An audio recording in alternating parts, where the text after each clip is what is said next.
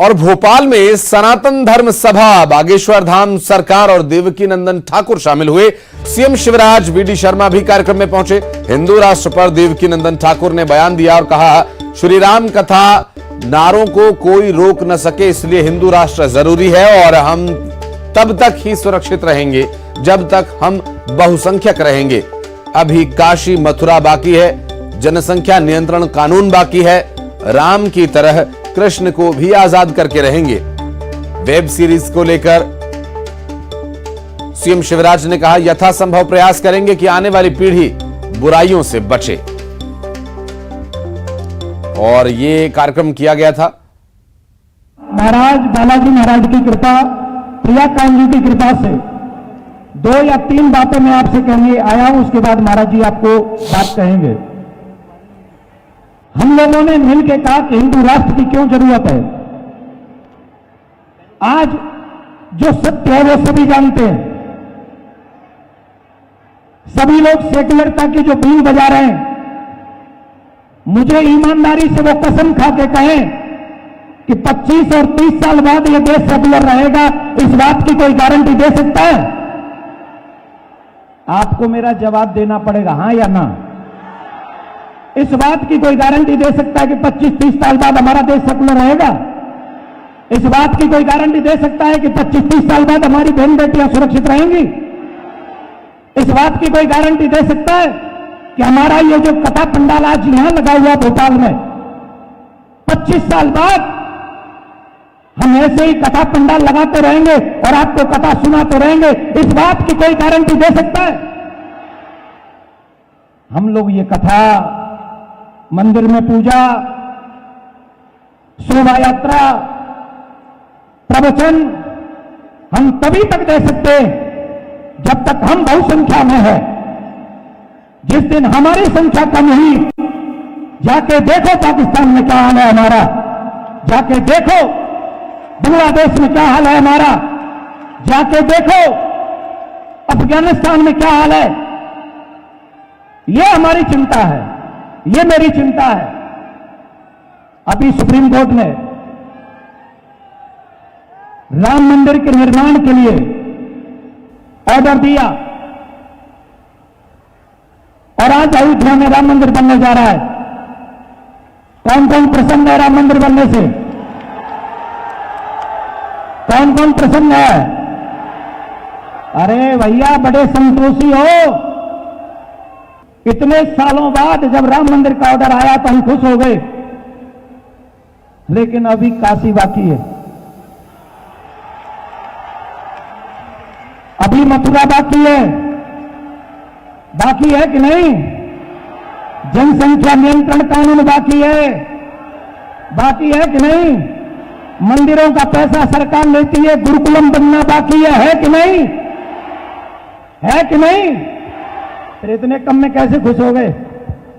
भ्राता श्री ने जो जो संकेत दिए हैं, कहा है कि अयोध्या तो झांकी थी, मथुरा काशी बाकी।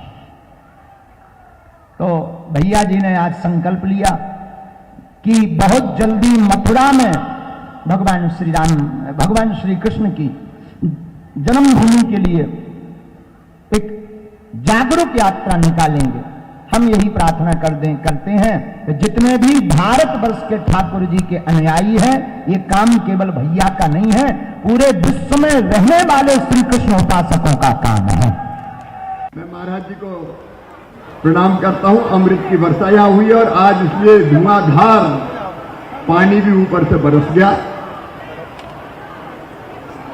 बोलने का औचित्य नहीं है। अभी तो केवल इतने ही कहता हूं, आपने वेब सीरीज की बात कही है, उसमें यथासंभव प्रयास किया जाएगा कि इस बुराई से आने वाली पीढ़ियां बचे हैं। और भिलाई में सीएम भूपेश बघेल ने छात्रों को बड़ी सौगात दी। उन्होंने स्वामी आत्मानंद स्कूल का लोकार्पण किया। इस मौके पर बच्चों ने मुख्यमंत्री का भव्य स्वागत किया। क्लासरूम्स में जाकर सीएम ने बच्चों से मुलाकात की, सेल्फीज ली और इसके साथ ही उन्होंने शहीद चुम्बन यादव की प्रतिमा का अनावरण किया। शहीद के परिजनों से मुलाकात की। सीएम ने शहीद के परिवार को हर संभव मदद देने का भरोसा दिया। 8 साल बाद परिजनों की मांगें पूरी की गई हैं। दरअसल कश्मीर के कुपवाड़ा में जवान चुम्मन यादव शहीद हुए थे।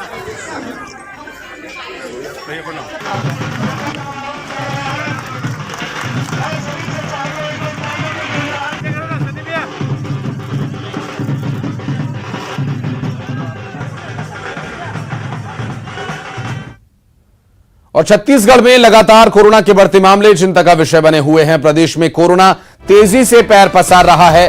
छत्तीसगढ़ में आज 81 कोरोना पॉजिटिव केसेस आए हैं और आज 2153 सैंपल्स की जांच हुई। रायपुर में सबसे अधिक 27 नए मरीज मिले। प्रदेश में एक्टिव मरीजों की संख्या 442 पहुंच गई है। कोरोना से रायपुर में एक मरीज की मौत हो गई और कोरोना से सावधान रहने की आवश्यकता है। इससे जो आंकड़े लगातार बढ़ रहे हैं, चिंता का विषय बने हुए हैं और छत्तीसगढ़ में कोरोना के बढ़ते मामले चिंता का कारण। और छत्तीसगढ़ में 81 कोरोना पॉजिटिव केसेस आए हैं। साथ ही साथ आपको यह भी बता दें कि 2153 सैंपल्स की जांच की गई है और इसमें रायपुर में सबसे ज्यादा 27 नए मरीज मिले हैं।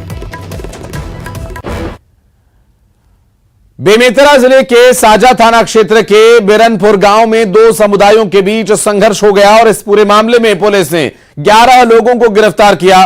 बच्चों के आपसी विवाद में बड़ों के शामिल होने के बाद इसने बड़े संघर्ष का रूप ले लिया। दरअसल हमले में एक 23 वर्षीय युवक ईश्वर साहू की मौत हो गई। वहीं 4 लोग इसमें गंभीर रूप से घायल हैं। दो पक्षों के बीच विवाद की जानकारी मिली। साजा थाने के सब इंस्पेक्टर बीआर ठाकुर ने अपने दलबल के साथ मौके पर पहुंचकर हालात को काबू करने का प्रयास किया, लेकिन ग्रामीणों ने उनके ऊपर भी हमला कर दिया, जिसकी वजह से वे गंभीर रूप से घायल हो गए। उनका इलाज जारी है। प्रशासन ने अब इस पूरे मामले में घटनाक्रम को लेकर जो जानकारी दी उसमें बताया गया कि अब सब कुछ नियंत्रण में है और दुर्ग जिले के आईजी सहित आसपास के पुलिस बलों को गांव में बुलाया गया।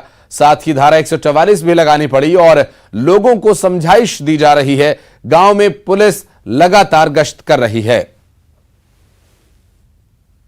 अभी घटना लगभग कंट्रोल पर है जी। और ये घटना सुबह बच्चों के आपस में विवाद और साइकिल में गिरने के से शुरुआत हुई थी और उसको लेकर गांव में दो पक्ष में विवाद हुआ था और चौराहे पे ये हल बैठे थे कि इसको हल किया जाए और क्यों विवाद हुआ, क्या हुआ करके बच्चों से शुरुआत हुई और बड़े तक पहुंची और उसमें वाद विवाद हुआ और इसमें से एक पक्ष का एक की चोट लगी और उसमें गंभीर चोट होने